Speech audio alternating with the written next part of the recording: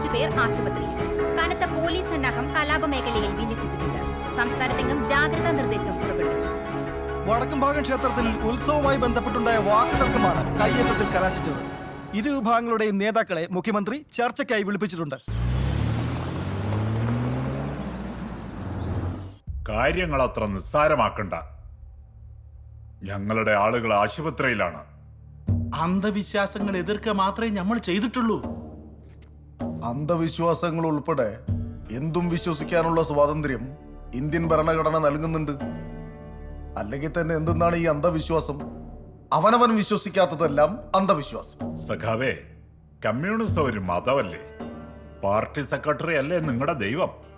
Party office അല്ലേ നിങ്ങളുടെ അമ്പലം? കമ്മ്യൂണിസ്റ്റ് മാനിഫെസ്റ്റോ അല്ലേ നിങ്ങളുടെ മതഗ്രന്ഥം?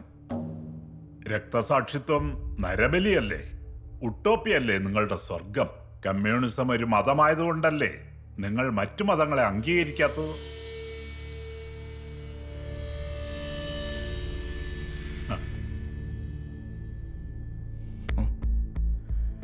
ജനങ്ങൾക്ക് വേണ്ടി സേവനം നടത്തുന്നത് ഒരു പുണ്യപ്രവൃത്തിയായിട്ട് കാണുന്നവരാണ് ഞങ്ങൾ.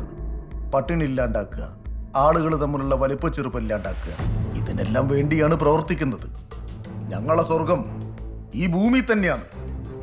ഇന്ന് ചെയ്ത പ്രവൃത്തിക്ക് ഇന്ന് തന്നെ, ഈടെ തന്നെ, ഇപ്പം തന്നെ കൂലി കിട്ടും എന്നുള്ളതാണ് ഞങ്ങളുടെ നയം. അതുകൊണ്ട് മനോരോഗം ബാധിച്ച മതഭ്രാന്തന്മാർക്ക് വീതം വെച്ചെടുക്കാനുള്ളതല്ല എന്റെ കാരണം. 1000 പേര് കൊല്ലപ്പെട്ടാൽ ഉണ്ടാകുന്ന പ്രതിഷേധത്തെക്കാൾ വലുതാണല്ലോ ഒരു പള്ളിക്ക് നേരെയോ ഒരു അമ്പലത്തിന് നേരെയോ കല്ലെറിഞ്ഞാൽ ഉണ്ടാകുന്നത്. ദൈവത്തെക്കുറിച്ച് ഞാൻ വിശ്വസിക്കുന്നത് മാത്രമാണ് ശരിയെന്ന് വിശ്വസിക്കുന്ന മതഭ്രാന്തന്മാര് സ്വന്തം വീട്ടിൽ നടക്കുന്ന കാര്യത്തെക്കുറിച്ച് ഒന്നും അറിയില്ല. പെരേന്ന് പോയ മക്കളെല്ലാം തിരിച്ച് ബന്ദിനാൽ. എന്നാലോ 1000 കൊല്ലം മുന്നേ നടന്ന കാര്യങ്ങളൊക്കെ വളരെ കൃത്യമായിട്ടറിയാം. മതഗ്രന്ഥത്തിന്റെ ആഴവും വ്യാപ്തിയും മനസ്സിലാക്കാണ്ട് വിവരവും വിദ്യാഭ്യാസവും ഇല്ലാത്ത പോഴന്മാരുടെ തലയിലേക്ക് മതഭ്രാന്ത് ഹോൾസെയിലായിട്ട് കയറ്റി വിടുകയല്ലേ നിങ്ങളൊക്കെ. ബുദ്ധിയുള്ള ആർക്കും വർഗീയവാദിയാവാൻ പറ്റൂലാന്ന്.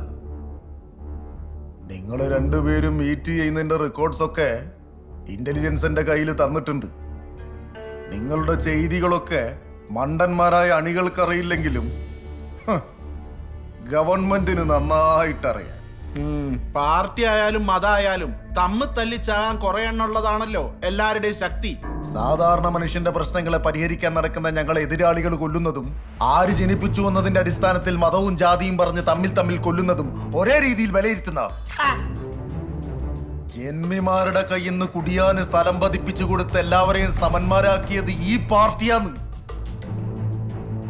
അന്ധവിശ്വാസങ്ങളും അനാചാരങ്ങളും അവസാനിപ്പിച്ച് മനുഷ്യനെ മനുഷ്യനായി കാണാൻ പഠിപ്പിച്ചത് ഈ പാർട്ടിയാണ്. ഒട്ടുകൂടാത്തവൻ, തീണ്ടിക്കൂടാത്തവൻ, ദൃഷ്ടിയിൽപ്പെട്ടാലും ദോഷമുള്ളവൻ. കമ്മ്യൂണിസം വരുന്നതിന് മുമ്പ് മൊലമറക്കാൻ കരം കൊടുക്കേണ്ട നാടാണിത്. ഭ്രാന്താലയം എന്ന് മുദ്ര കുത്തപ്പെട്ട നാടാണിത്. ആടുന്ന് നിങ്ങൾ ഒരിക്കലും കാണാത്ത നിങ്ങളുടെ ദൈവത്തിന്റെ സ്വന്തം നാടാക്കി മാറ്റിയത് കമ്മ്യൂണിസ്റ്റാണ്. അതിനിടയില് ജാതിയും മതവും പറഞ്ഞ് ഈ കമ്മ്യൂണിസ്റ്റ് കേരളത്തിലൂടെ എങ്ങനെ നടക്കാന്ന് വിചാരിച്ചാല് കോടിക്കണക്കിന് പേരുടെ കണ്ണീരൊപ്പിയ ചെങ്കൊടി നിന്റെയൊക്കെ നെഞ്ചും കൂട്ടില് കുത്തി നിർത്തും ഞാൻ.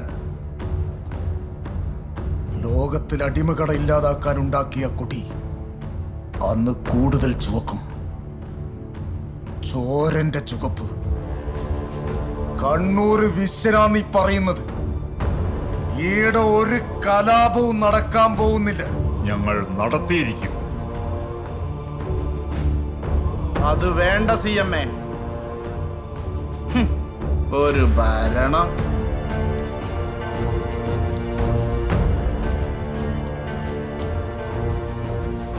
തലശ്ശേരി വർഗീയ കലാപം തീർക്കാൻ എനക്ക് ഒരു ജീപ്പും ചുവന്ന കൊടിയും 4 സഖാക്കന്മാരും കുറച്ച് മണിക്കൂറും മാത്രമേ വേണ്ടി വന്നിട്ടുള്ളൂ.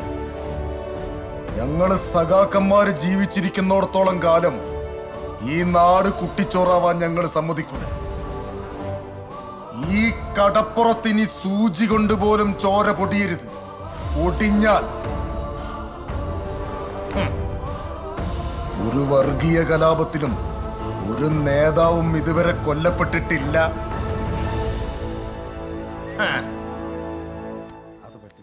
വിശ്വൻ അടങ്ങിയിരിക്കുകയാണെന്ന് കരുതണ്ട സാറേ. സാറിന് വൻ പണിയാ വരാൻ പോകുന്നതാ ഞാൻ അറിഞ്ഞത്. ഹ, എന്തെങ്കിലും തടയിട്ടേ പറ്റത്തുള്ളന്നേ, അല്ലെങ്കിലേ ഇയാളെന്റെ ഫ്യൂസ് ഊരും. അല്ല, ഞാൻ അറിയാൻ മേലാണ്ട് ചോദിക്കോവേ, നിങ്ങൾക്ക് മാത്രം അങ്ങനെ ഇത്രയും കേസ് കെട്ടുകള്?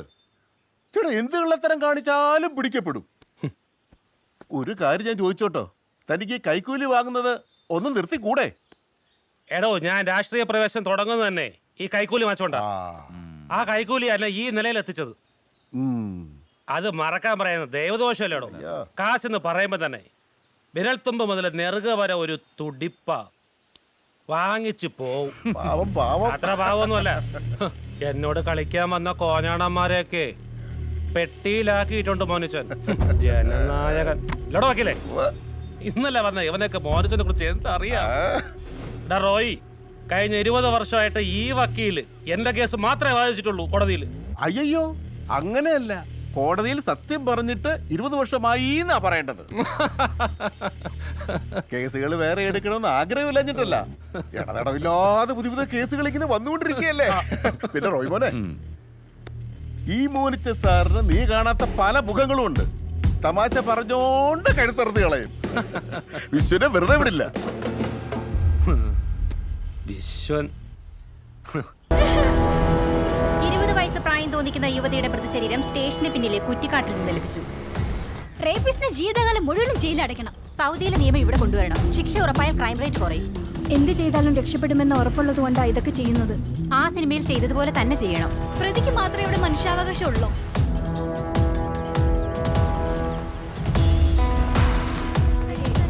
വിദ്യാർത്ഥിനി ക്രൂരമായി ബലാത്സംഗം ചെയ്ത് കൊല്ലപ്പെട്ടു. സ്ത്രീ സുരക്ഷയുടെ കാര്യത്തിൽ എന്താണ് സാർ ഇങ്ങനെ?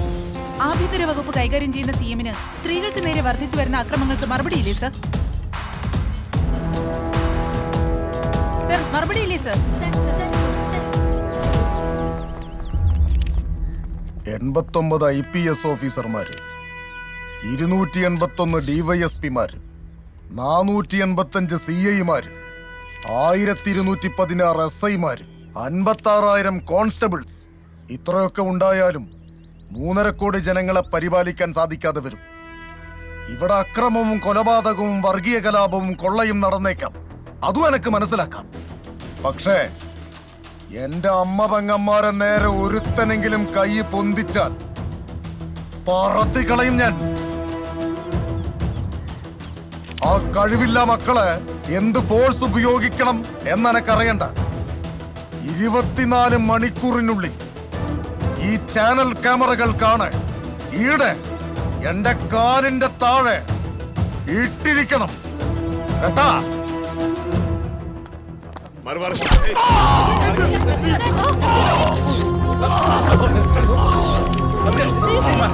സത്യം.